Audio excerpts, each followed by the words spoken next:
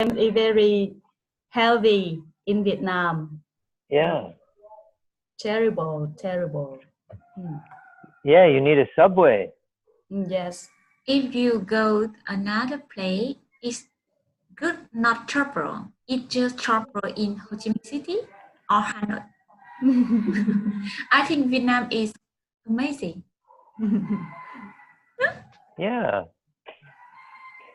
So next year the Olympics are in Tokyo. The Olympic? Yeah. Ah. It's next year in Tokyo. In Tokyo. Yeah. When? Maybe in the fall. In the fall? Yeah, maybe in the fall. Yeah, let me see. So you wouldn't, well, it would be very expensive. Yes. To go that time, you know? I will look, but yeah, I like to do cooking classes too. I think that's a great idea. Yeah, that's a fun thing. Oh, it's in July. Yeah, July 24th to August. Yeah, July and August. Next year. In summer. Yeah. And well, cooking class is very nice. Yeah. You could learn sushi. Yeah, that's cool. That'd be great. And how about the geisha show? Have you ever seen the geisha performance? No. I think that would be fun to see. I think it's not as common anymore. It's harder to see. You have to go to Kyoto and you can see like this. Yeah. I would like to go to Hokkaido. It's the island in the north. Yeah, in the very north. And you can, you know, they ski and snowboard in the winter. I think that would be fun. And they have this one place, not in Hokkaido, but it's maybe like 5 hours from Tokyo, where you can see the monkeys in the water, and they come down and they go swimming. Monkey swim in the water? Yeah, when it gets cold. Yeah. And you can go right, yeah, you can go right up to the water and they sit there because it's a hot water. Hot water? Yeah, because it's natural from the ground. It's because you know Japan has a lot of earthquakes. You know, earthquakes and it's very active. So this water is from the earth, and it's very warm water. So the monkeys, when it gets cold in wintertime, they come from the forest and they go to swim in the water, the hot water. So I want to go see that and swim with the monkeys. Yeah, I think it would be fun. Yes. And then also there's I think you said you are Buddhist, right? You like to practice Buddhism? Yes, I meditate, meditate for a long time. Because they have one of their small islands there. I think it's called like Kyushu, or I don't remember, but they have a Buddhist pilgrimage that's famous. It's a small island, and they have maybe like 80 temples. 80 temple on the island, and so people go to the island and they walk to every temple along the island. Yes. All Buddhist temples. And so that's very well known. Yes, I have been to some Buddhist temple, Japanese Buddhist temple, but not in Japan, in India. When I went to pilgrimage in India, I went to many public temple of many stars and there have Japanese temple in India. Ah, Yeah. I see. Mm. So when would you like to go to Japan, in the spring for the cherry blossoms? That's when you want to go? Yes, I want in spring when spring come.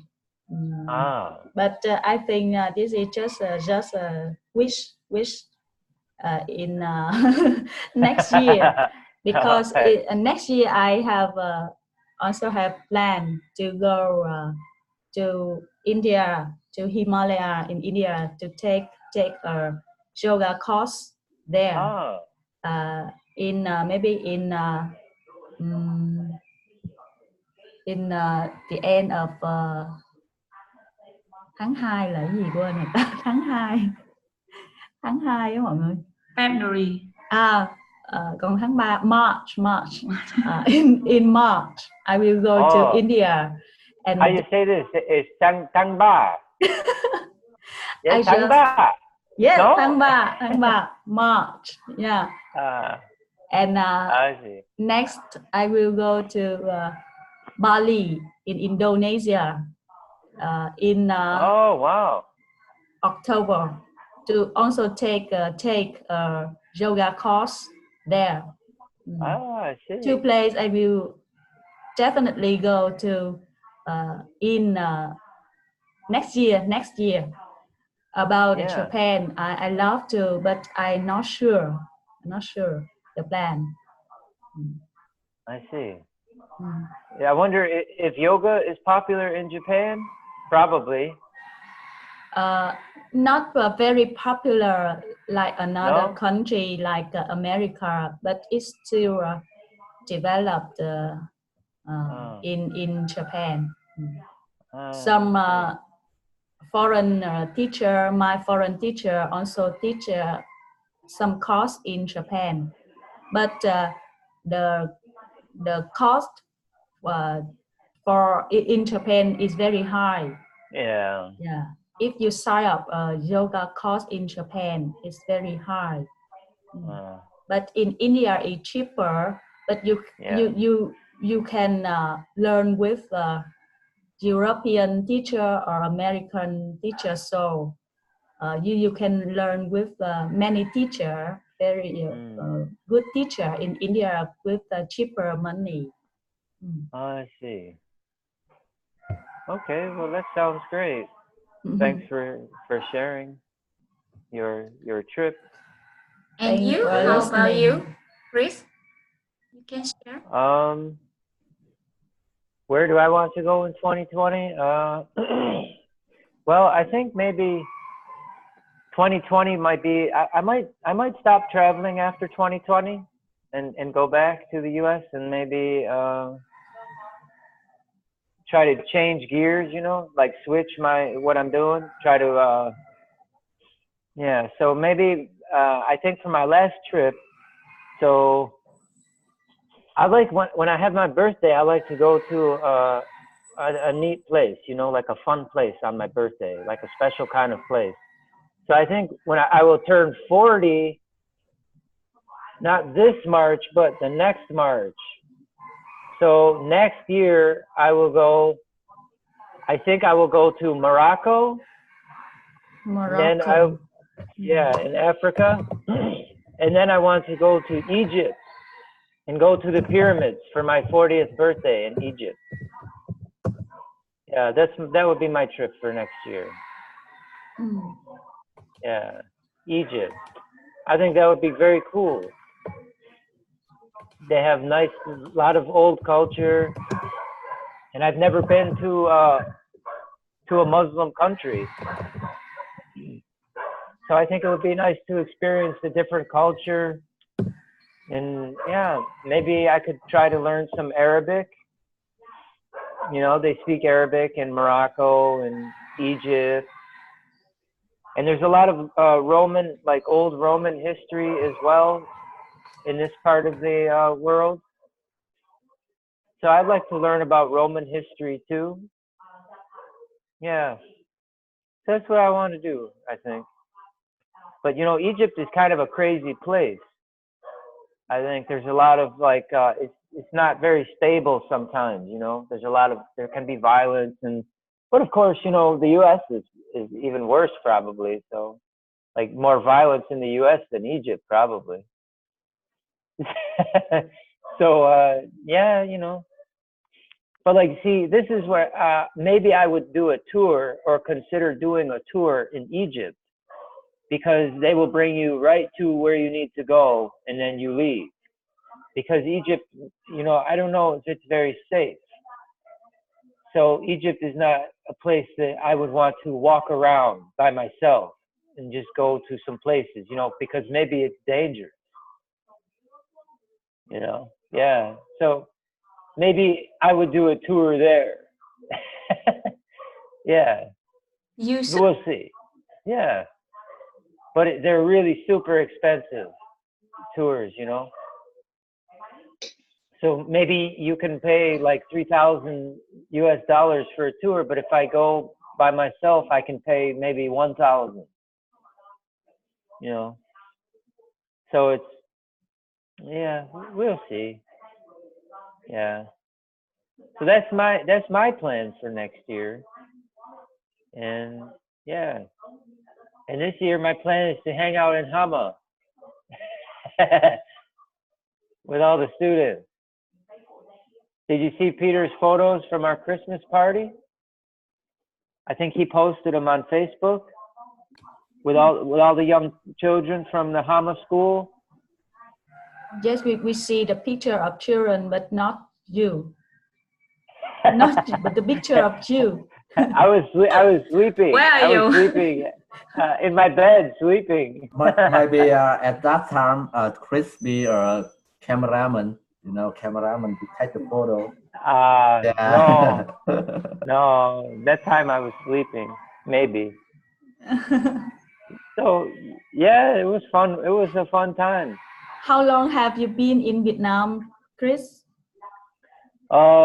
December 6th, I came. So almost 3 weeks. Oh, 3 weeks.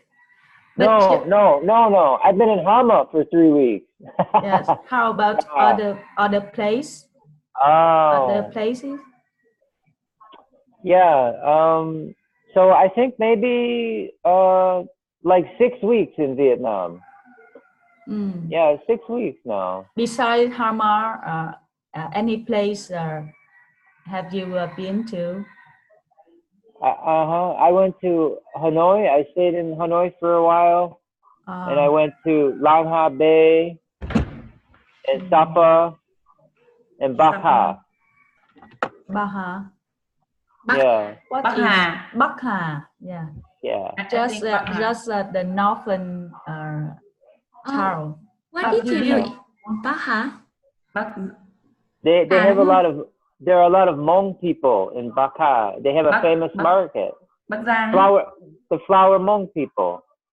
They have a very nice market on Sunday. You love Hmong people? I love Hmong people. Hmong people. Yeah. Yeah. You know, it's very interesting stories in Sapa, in that region, with the Hmong people. You know, because they don't have a lot of ways to make money. So when you go to Sapa, a lot of Hmong women will come up to you and want to be your tour guide and take you to the village. And then you can stay with them, and they want to cook for you and bring you around the town. And so I think that's great, you know. And a lot of these girls, they're young. They're maybe like 18, 20, 22, and they have children. You know, they have maybe 1 or 2 kids. So they're very nice people, and they don't have any education. So generally, many of them don't go to school ever. Like, they've never been to school. Some of them, but they know English very well. Mm-hmm. You know, because that's how they live. You know, they make money by talking to the tourists. So yeah, they speak English very well. And but you know, in Sapa, it's pretty sad because I guess they have a problem with the girls. They get kidnapped by Chinese people. and they take them to Lao Cai and they bring them across the border. It's like young brides, you know. And I was reading stories about this, and then I saw some Hmong people, and I asked them about it, and they all know people that happened to. So it's kind of a common thing, you know. And it's sad because so these young women one day, you know, they go to the market, and then they just like disappear, and the families, they don't know what happens to the daughters, you know. So it's kind of like a dark sort of story about Sapa, this trafficking, you know, and there's no money to investigate. And of course, the Hmong people, they don't have money. So if the daughter gets stolen, then they have how will they find out what happened? It's very hard. So I think that's very sad, you know, but I like to learn about the Hmong people. And so when I was there, I like to support the Hmong people, you know, like I would stay with them and go tours with them, you know, to try to help them make some money. But it's hard because they don't have restaurants, they don't have like hotels, they don't have businesses, you know, they don't have money. So if you go to Sapa, you know, and you stay in a hotel or go to a restaurant, it's all Vietnamese. You know, the Vietnamese own all the businesses, and the Hmong people don't own any of it. So, you know, I like to help out the Hmong people because, you know, they need opportunity and they need a chance to make money too, you know. So I think, you know, if I had a lot of money and one day I could do something with a lot of money, I would go maybe to these regions and then try to make a business for Hmong people, you know, so they can, yeah, they can make some money. But they're very nice, you know, and they have a nice, very simple life, a very simple lifestyle, you know. It's not complicated, you know. They have fun, and I think they're happy because they're very family oriented, you know. So they're always like together with their families, and it's nice.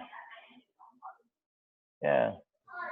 So you want to give local people to earn money a lot.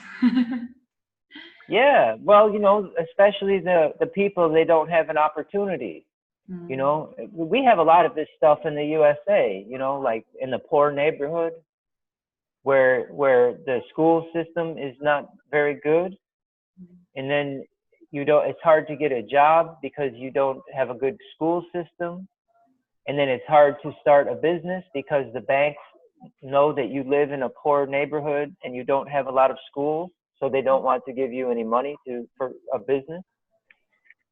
So it's like, it's hard for these people because they are left outside of the economy and outside of the system. So, you know, I always personally, I like to try to help people like that are the ones that really struggle, you know, because a lot of times, like maybe you have opportunities, but maybe you don't take the opportunity, but you have them. They're more available to you. But to Hmong people, they don't even have the opportunity, you know, I think. So it's very hard. And yeah, so yeah, that's one thing. So if you go to Sapa or like Ha Giang, I think it's kind of interesting to recognize that, you know, because many tourists go to these places and, oh, Sapa's so beautiful and all the ethnic people you can meet, and that's all the stuff you hear.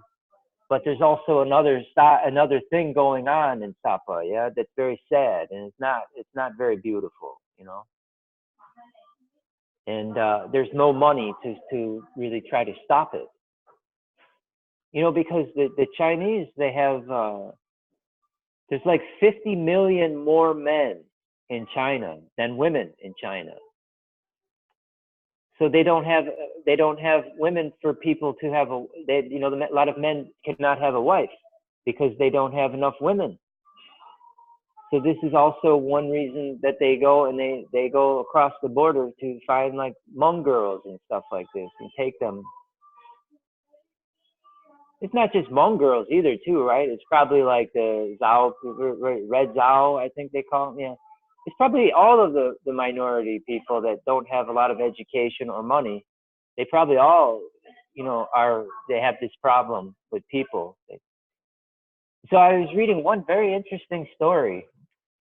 Maybe this would be a fun reading exercise one day. I can send it to you because it's in an English paper, and you can read the article. It's from a British paper I read about Sapa. And yeah, that would be maybe a fun thing for you to practice reading. And yeah, it talks about, so one plan that they had is that the Chinese guys, they hired some boys from Sapa, some local boys. So like local, even Hmong boys, or maybe they were Vietnamese, I don't remember. But so the Chinese pay these boys money to go find a girl. So the boys will go and they talk to the girl and they make friends with the girl. They go on Facebook. This is also, they go on Facebook. They meet through Facebook. See, Facebook's no good.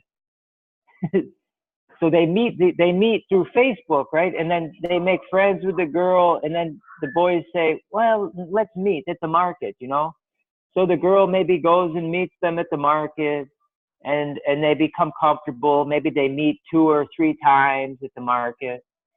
And then they go and they get the girl drunk, you know? Maybe they give her some alcohol, and the girl gets drunk, and then they take her to China.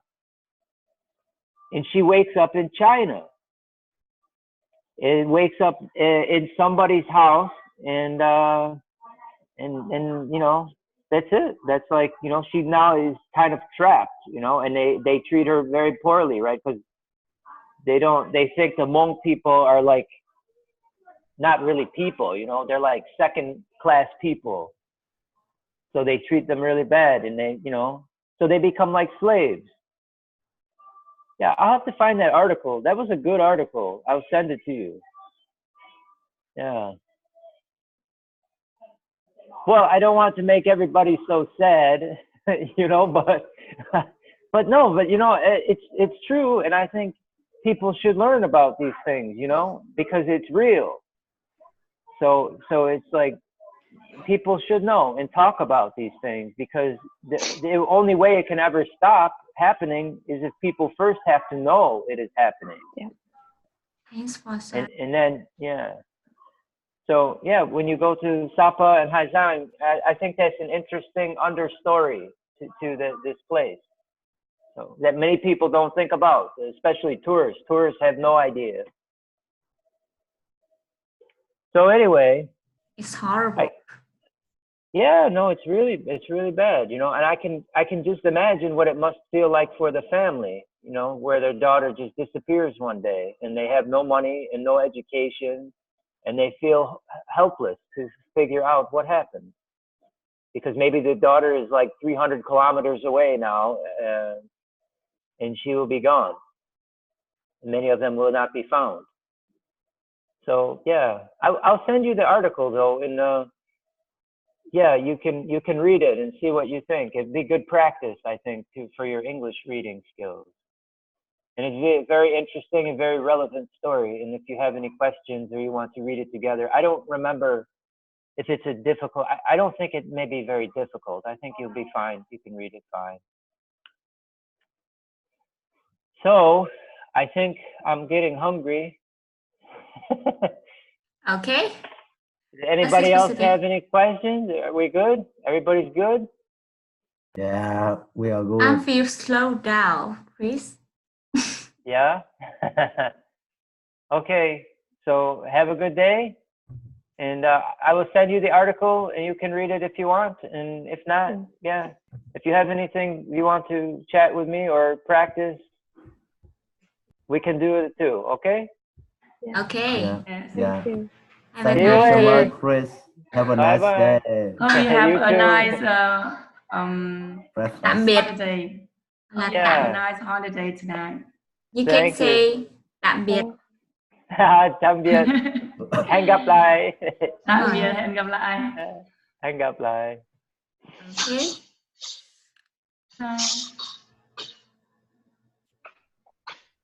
So bored. I bored about his story. I think we should try. We should try so much. Người nước ngoài người ta đi du lịch, người ta viết trải nghiệm nhiều nhỉ. Có những nhiều trang web người ta viết trải nghiệm rồi cách đi như thế nào ấy. Giỏi, anh đọc. Có nhiều trang web ấy, nhiều trang web của đội du lịch của nước ngoài ấy, nó hay viết lên cảm nhận rồi cách đi như thế nào ấy. Mới nhất là Tây ấy, thấy viết nhiều nên họ có nhiều thông tin khi mà đi du lịch. Nếu mà mình chỉ biết tiếng Việt thôi, mình không có thông tin như thế đâu.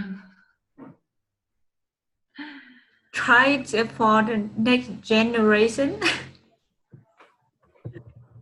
Okay. Ủa mọi người chat với Chris bằng cách nào? Chris ở trong cái Zoom này chị. Nhưng mình phải vô Zoom mới chat được hả? Đúng rồi. Chị phải vào Zoom lên thì mới chat được chứ. Nhưng mà hồi xưa là có Messenger nhưng mà giờ anh bị khóa rồi. You can use Hangout. Hangout in email. Gmail ấy. Khi mà chị sử dụng Gmail có cái phần chat ở dưới ấy, nó gọi là Hangout. Biết rồi. So did Peter say we will come back main Zoom? Peter có nói mình quay lại Zoom chính không, hay là mình học xong nào? Bình thường vẫn quay lại một chút đấy. Không out luôn được chị, nếu có việc bận out luôn. Ai quay ở cái Zoom này đấy? Me. Ai? Me. Record hả em? Record yes, đi. I'm recording. Xong em share nhé. Yes. Story of today is really useful to others. I think so. We should share from our class, and they will try better. Okay. I hope so. So goodbye. Maybe I leave. Yes. Have a nice day. Yes. See you later. Everyone. Bye. Bye.